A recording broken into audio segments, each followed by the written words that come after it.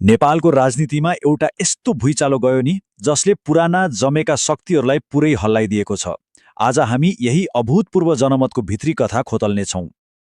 ल अब यो कथा कसरी सुरु भयो त्यहाँबाट हेरौँ न। यो सबै सुरु भयो जम्मा 3 वर्ष अगाडि, जब एक पूर्व टिभी प्रस्तोताले रासोपा नामको नयाँ पार्टी खोले। अचम्म त के भयो भने आफ्नो पहिलो चुनावमै यो पार्टीले तल्का मच्चायो र संसदको चौथो ठूलो दल बन्यो। तर त्यसपछि सुरु भयो नाटक। पार्टीका नेता ठगेको आरोपमा जेल परे, जसले गर्दा जनतामा ठूलो आक्रोश फैल्यो। त्यही आक्रोश एउटा जेनजी आन्दोलन बनेर सडकमा पोखियो। अनि 2082 को चुनावमा त त्यही लहरले ऐतिहासिक क्लिन स्विप नै गरिदियो। नतिजा कस्तो आयो भने एकतर्फी प्रतिनिधि सभामा 182 सिट।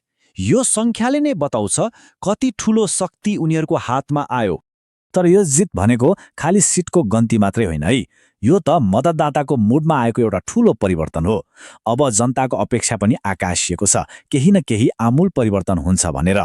धेरै समर्थकहरूलाई के लागेको छ भने यो झण्डै 2/3 बहुमत भनेको त एउटा जादुको छडी हो।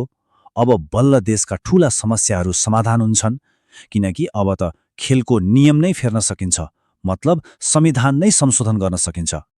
अनि यही नै आउँछ सबैभन्दा ठूलो र महत्त्वपूर्ण प्रश्न, के साँच्चै यो नयाँ बहुमतले संविधान फेर्न सक्छ त? यो नै हो उनीहरूको शक्तिको असली परीक्षा। ल अब यो बहुमतको वास्तविकता के हो त्यतातिर लागौं। तर कथामा एउटा ट्विस्ट छ। यत्रो ठूलो जित, यत्रो ठूलो आशा, तर त्यो प्रश्नको जवाफ धेरैका लागि अलि नमिठो छ। जवाफ हो सक्दैन।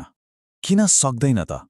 यो बुझ्नको लागि हामीले नेपालको संविधानले बनाएको गणितलाई अलिकति केलाउनुपर्छ।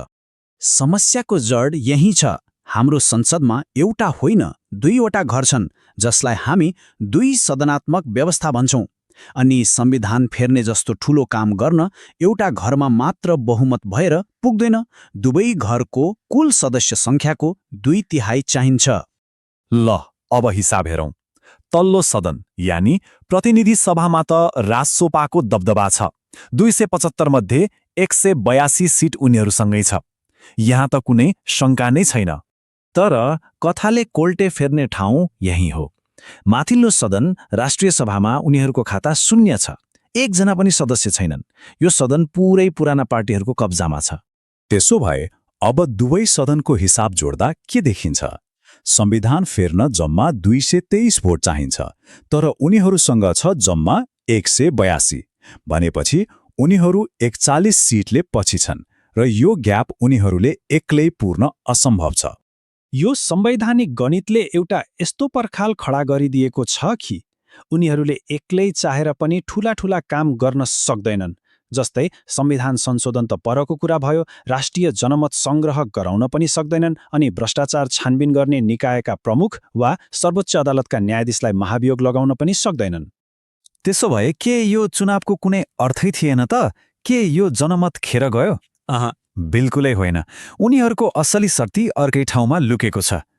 यो कुराले समस्याको जड देखाउँछ। हाम्रो देशमा समस्या इच्छा शक्तिको कमीले भन्दा पनि कामै गर्न नदिने अल्झाउने खालका कानूनहरूको जालोले गर्दा हो।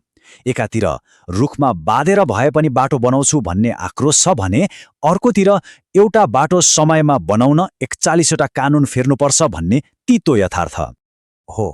यही नै हो उनीहरूको बहुमतले काम गर्ने। उनीहरूसँग त्यो कानुनी जालोलाई तोड्ने शक्ति छ। कसरी? उनीहरूले प्रतिनिधि सभाबाट आफूले चाहेको कानून पास गर्न सक्छन्। राष्ट्रिय सभाले त्यसलाई रोक्न खोज्ला, ढिलो गर्न खोज्ला, तर प्रतिनिधि सभाले दोस्रो पटक पनि त्यसलाई पास गर्यो भने त्यो विधेयक स्वतः कानून बन्छ। राष्ट्रिय सभाले रोकेर रोकिँदैन। यो विधायकी शक्ति भनेको सानो कुरा होइन। यसको मतलब उनीहरूले नयाँ कानून बनाउन सक्छन्, पुराना र काम नलाग्ने कानूनहरू हटाउन सक्छन्, विकासको बजेट कता लगाउने भनेर प्राथमिकता तोक्न सक्छन्, कर र भन्सारका दरहरू फेर्न सक्छन्, पुराना नेता कर्मचारीको सम्पत्ति छानबिन गर्न सक्छन्, सरकारी सेवालाई डिजिटल बनाउन सक्छन्, अर्थात् जनताले चाहेको वास्तविक परिवर्तन ल्याउने कामहरू गर्न सक्छन्। त्यसैले अब उनीहरूको अगाडि एउटा स्पष्ट चौबाटो छ। यो विशाल जनमतलाई कुन बाटोमा हिँडाउने? एउटा बाटो छ बदलाको, जित्नै नसकिने संवैधानिक लडाईँमा अल्झिने, राजनीतिक किचोलोमा फस्ने, जसको अन्तिम परिणाम भनेको जनतामा निराशा र देशमा गतिरोध मात्रै हो। अर्को बाटो छ सुधारको। विकासलाई गति दिने कानून बनाउने, जनतालाई राम्रो सेवा दिने र बिस्तारै विश्वास जित्दै जाने। आखिरमा जनताले खोजेको के हो र? नेपाललाई सिङ्गापुर वा स्विजरल्यान्ड बनाइदिनु पर्दैन। केवल नेपाललाई नेपाल जस्तै एउटा राम्रोसँग चल्ने, आफ्ना नागरिकको ख्याल राख्ने देश बन्न दिए पुग्छ।